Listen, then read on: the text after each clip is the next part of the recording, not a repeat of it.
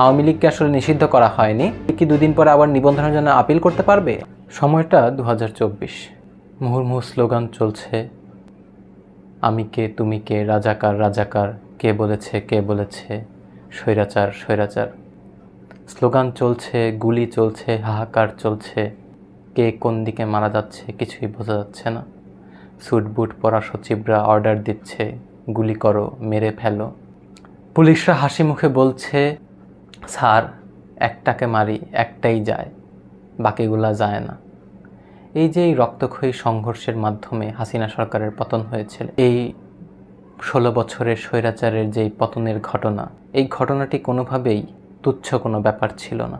দীর্ঘ আওয়ামী শাসনের বিরুদ্ধে জনমনে যেই রোষের প্রকাশ ঘটেছিল, যেই ঘৃণার প্রকাশ ঘটেছিল, সেটাই জুলাই আন্দোলনের মাধ্যমে বের হয়ে এসেছে।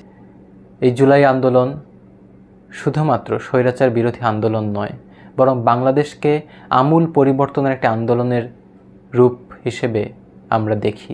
আমরা চেয়েছিলাম যে জুলাই আন্দোলনের পরে যখন অন্তর্বর্তীকালীন সরকার গঠন হয়, দেশটা পরিবর্তন হবে, মানুষজন ভালো করে বাঁচতে শিখবে, এই রাজনৈতিক সহিংসতা, হিংস্রতা, রাজনৈতিক দেশ বিদ্বেষ এগুলো কমে যাবে।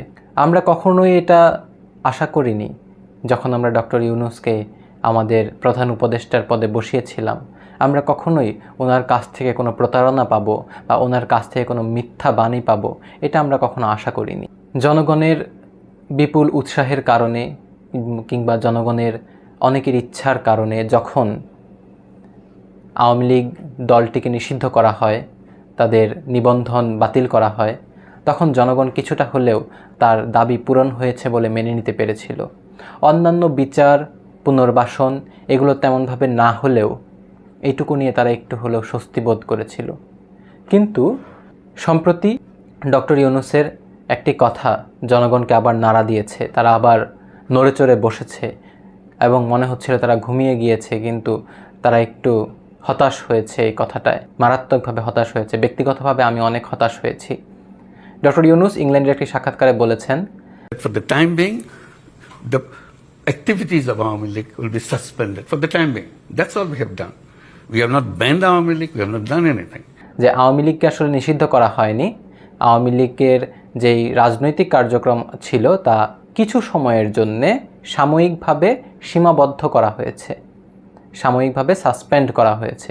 এই কথাটি তিনি ইংল্যান্ডে একটি সাক্ষাৎকারে বলেছেন। এই কথাটি শোনার পরে একজন জুলাই যোদ্ধা হিসেবে কিংবা একজন সচেতন নাগরিক হিসেবে, একজন রাজনৈতিক সচেতন একজন নাগরিক হিসেবে আমি অনেক পরিমাণ হতাশ হয়েছি এবং অনেকেই এই কথাটার দ্বারা হতাশ হয়েছে এবং প্রতারিত বোধ করছেন। জনগণ আসলে এই জায়গাতে প্রতারিত হয়েছে যে ডক্টর ইউনূস এই কথার মাধ্যমে আসলে কি বোঝাতে চেয়েছেন। আওয়ামী লীগ কি দুদিন পরে আবার নিবন্ধনের জন্য আপিল করতে পারবে? নিবন্ধন তাদের ফিরে আসলে আবার রাজনীতি করবে এই জায়গায়? এত গুম করেছে, খুন করেছে, হত্যা করেছে, তাদের কিছুই তাদের পাওনা হয়নি, তারা আবার রাজনীতি করার অধিকার পাবে? একটা আর্গুমেন্ট এই জায়গায় দেয়া যায় যে আওয়ামী লীগ আসলে দীর্ঘ এই ফ্যাসিবাদের চক্করে এসে আওয়ামী লীগ আসলে কোনো রাজনৈতিক দল ছিল না। যারা এটাকে সমর্থন করত তারা আসলে এটাকে ধর্ম হিসেবে মেনে নিয়েছে। আওয়ামী লীগ হচ্ছে তাদের ধর্ম, এবং এটাও অনেক সময় বলা হয়েছে যে তাদের কাবা হচ্ছে ধানমন্ডি 32 নম্বর। অনেকবার এই ধরনের কথাবার্তাও হয়েছে। কিন্তু দেখেন কত মানুষকে তারা গুম করেছে, বিচার বহির্ভূত হত্যা করেছে, কত রাহাজানি, খুন, ধর্ষণ, কত কিছু হয়েছে। এমনকি পুলিশ হেফাজতেও অনেককে হত্যা করা হয়েছে। এই যে এই সমস্ত ঘটনা, এবং জুলাই বিপ্লবের সময় আমরা দেখেছি কীভাবে স্নাইপার বন্দুক দিয়ে মানুষকে হত্যা করা হয়েছে, কিভাবে বাসার ভেতরে থাকা বাচ্চার গায়ে গুলি লেগেছে। এগুলো কি এতই সহজ? আজকে আওয়ামী লীগ ফিরে আসবে, রাজনীতি করবে, এটা চিন্তা করা কি এখন সহজ? আপনারা কি আওয়ামী লীগকে মেনে নেবেন? বাংলাদেশের মানুষ কি এটা ভুলে যাবে যে তারা কি করেছে? বিএনপি বলেন, জামাত বলেন, প্রত্যেকটি রাজনৈতিক দলের উপরে আওয়ামী লীগ যেইভাবে শাসন ক্ষমতা ব্যবহার করে, যেইভাবে তার লাঠি চালিয়েছে, যেভাবে তার বন্দুক চালিয়েছে, সেটা পৃথিবীতে খুবই বিরল। আমরা এই ডক্টর ইউনূসের এই বাণীর পরবর্তী সময়ে এই কথাটা আজকে মনে হচ্ছে যে আমরা কি আবার প্রতারিত হলাম? আমাদেরকে কি কেবল একটা মূলা দেখায় দিছে? একটা মূলা দেখানো হয়েছে আমাদেরকে যে আমি নিষিদ্ধ করে দিয়েছি আওয়ামী লীগকে। আওয়ামী লীগকে আবার ফিরে আসবে, তারা রাজনীতি করবে। দেখেন, ধর্মের কথা বলছিলাম, তো আপনি কখনোই ধর্মকে আপনি কখনো নিষিদ্ধ করতে পারবেন না। আপনি যদি নিষিদ্ধ করে দেনও, সেটা মানুষের মধ্যে সুপ্ত হিসেবে বেঁচে থাকবে। দেখেন, একটা স্বৈরাচারী সরকার যখন পতন হয় স্বৈরাচারী সরকারের, তখন আসলে যারা এই পতনটি ঘটিয়েছে তাদেরকে অনেক বেশি পরিমাণে সোচ্চার থাকতে হবে এই জায়গাতে। আওয়ামী লীগকে আর কোনোভাবেই আওয়ামী লীগের আইডিওলজি বাংলাদেশে আর প্রবেশ করতে দেওয়া যাবে না। যারা অলরেডি আওয়ামী যন্ত্রের ভিতরে ছিল তাদেরকে অনেক ভালোভাবে মনিটরিংয়ের ভিতরে রাখতে হবে, যেন তারা কোনোভাবেই এই ধরনের কোনো কাজ, স্বৈরাচারী কাজ কিংবা হচ্ছে ধরেন আবার রাজনীতি করতে চাওয়া, এই ধরনের কোনো কাজ তারা করতে না পারে। আওয়ামী লীগ থেকে বেরিয়ে আসুক, তারা বেরিয়ে এসে অন্য কোনো দল করুক, কোনো সমস্যা নেই। কিন্তু ওই যে একটা আইডিওলজি, শাসন ক্ষমতা পেলে আমি সব কড়ায় গণ্ডায় পুষিয়ে দেব, এই আইডিওলজি কোনোভাবেই তাদের ভিতরে আর থাকা যাবে না, এবং এটা খুব ভালোভাবে মনিটর করতে হবে। এর জন্যে যারা এর সাথে জড়িত ছিল তাদেরকে কঠোর এবং দৃষ্টান্তমূলক শাস্তি দিতে হবে। আপনি বাংলাদেশের যেই শাস্তির কথাই বলেন না কেন, বাংলাদেশে কোনো শাস্তি দৃষ্টান্তমূলক হয় না। যে আমরা দৃষ্টান্তমূলক শাস্তি দিয়েছি, যেই শাস্তি দেখে মানুষরা শিক্ষা পাবে, মানুষরা শিখতে পারবে যে না, এই ধরনের কাজ আমি আর করব না। এই দৃষ্টান্ত আমাদের যে বিচার ব্যবস্থা আছে সেখানে নেই। এটা করতে হবে এই জায়গায়। আপনি বিভিন্ন সংস্কার কমিশন করেছেন, তো আপনি এপ্রিলে নির্বাচনের ডেট দিয়ে দিয়েছেন, তো আপনার সংস্কারটা আসলে কোথায় হলো? আপনি কি সংস্কার করলেন? সরকারি চাকরি আইনে একটা সংস্কার করতে চেয়েছেন, সেটা নিয়ে পুরো সচিবরা একদম আন্দোলন করে অবস্থা খারাপ করে ফেলছে। ইন্টারিম গভর্নমেন্ট, সামনে নির্বাচন আছে, আপনাদেরকে অবশ্যই এই বিষয়টা সজাগ থাকতে হবে। এবং এই যে ডক্টর ইউনূস যে এই কথাটা বললেন যে আওয়ামী লীগ আবার ফিরে আসতে পারে, এই ধরনের একটা ইঙ্গিত দিলেন, এই ইঙ্গিতের ব্যাখ্যা তাকে দিতে হবে। আওয়ামী লীগকে কোনোভাবেই আর এই মাটিতে রাজনীতি করতে দেওয়া যাবে না।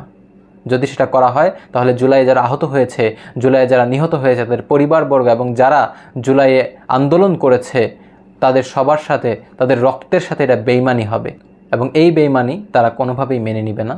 যদি এটার প্রয়োজন হয় আওয়ামী লীগকে নিষিদ্ধ সম্পূর্ণভাবে আমূলে উৎপাটন করতে হয়, তারা আবার রাস্তায় নামবে, তারা আবার আন্দোলন করবে। কারণ এখন তারা ভয় পায় না ভাই, এখন তারা অনেক সাহসী হয়ে গিয়েছে। বুলেট খেয়ে কেমনে মরতে হয় এটা তারা শিখে গিয়েছে, তাদেরকে আর দমানো যাবে না। একটাবার মাথায় কোনো একটা ভূত চড়ে বসলে সেটাকে নামানো এত সহজ হবে না। তাই কোনোভাবেই এটা আর ঘটতে দেওয়া যাবে না। আর যদি এখন ওই কথায় আবার ফিরে যায়, যেহেতু ধর্ম বলেছি, ধর্মকে নিষিদ্ধ করাটা খুবই কঠিন। আওয়ামী লীগ শুধুমাত্র রাজনৈতিক দল না, একটা আইডিওলজি, একটা আদর্শ হয়ে গিয়েছে, আওয়ামী আদর্শ।